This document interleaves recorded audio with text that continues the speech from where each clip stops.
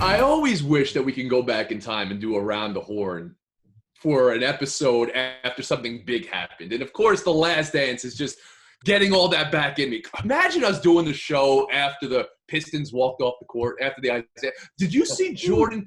He's still, when he's talk about Isiah Thomas today, he still has all that in him, Cowlishaw. It's amazing. This is 29 years later, and they're doing the interview, and he doesn't even want to hear what Isiah has to say. And then he's looking at it, and he's looking at it with such disdain. And he says right away, I mean, you know, he can say what he wants now, but, you know, you're not going to convince me he's not a blank. Talk me through this, though. Did the Celtics do that to the Pistons 4 years earlier? That was a good point Isiah makes in the documentary. Look at the video of the Celtics when we beat them, and Bird and those guys cutting through, and Isiah has kind of a weird handshake with McHale, where McHale looks like he's saying something to him. So, but the Pistons thing was much more, we're going out, we're walking right by the Bulls bench, and we're not saying a word to these guys. I just think, you know, much has been made of it, but the big thing is they're still upset about it. Yeah, that's the proof. Later.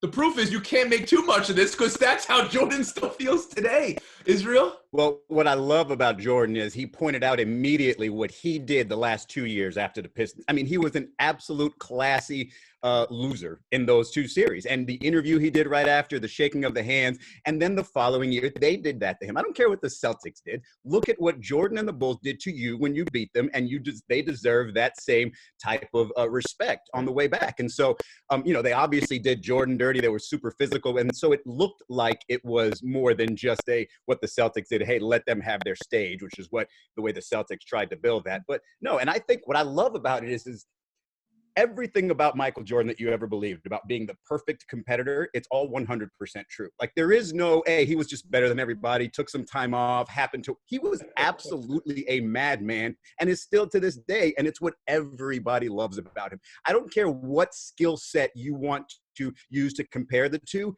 Everybody who puts Jordan ahead of LeBron is putting that killer instinct and saying that's the reason why he's better. Do you think that would still work now? You know, the way we view athletes now, do you think that would work now, or he would just be thought of as a guy who is a little bit of a jerk? It would work if the results were there.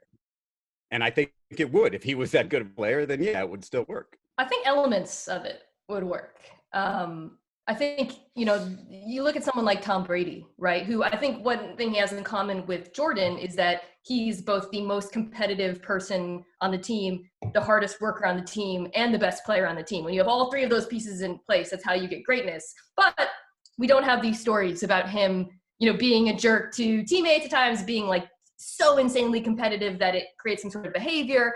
I thought a moment that stood out to me that was perceived differently then from how it is now is how Jordan looked at Scotty's migraines, right?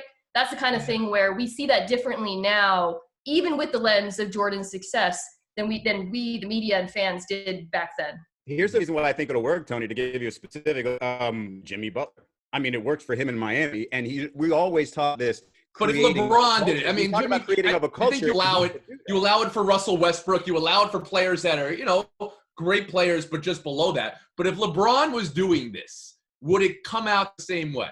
If he all of a sudden started doing it out of nowhere, then yeah, it would look a certain way. But if it was his MO from beginning until now, then absolutely. All right. And you know what? Speaking of MO from the beginning, he is the system. He is the program. And so, yeah, I think absolutely people would. This was the Rodman episode, and Rodman, another character. I just wish we had Around the Horn when he was still playing. Because I mean, he is like Instagram Live nonstop. That's what he was doing 20 years ago with Carmen Electra, the wedding dress, and all this stuff. Mina Kimes, how do you view Rodman today, seeing it 20 years back?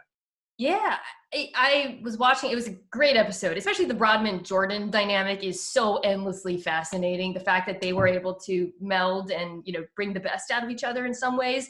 But because Dennis Rodman is such a complex person and meant so much to so many different people, you really only got the tip of it. We had Tim Kuhn, who literally wrote the book on Rodman, Bad As I Want to Be, co-wrote it with him in the 90s on the podcast today. And he talked a lot about Rodman's embrace of marginalized groups, his embrace of gay culture, which was basically unprecedented in major sports at the time.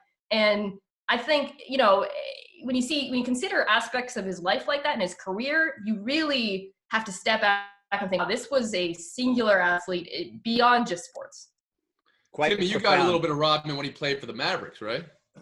That was near the end. I mean, there wasn't a lot going on there. More actually with the Spurs, which is kind of where Rodman started to reinvent himself. In Detroit, he obviously had the breakdown near the end, but he hadn't done anything with his hair. He hadn't really done anything with his look.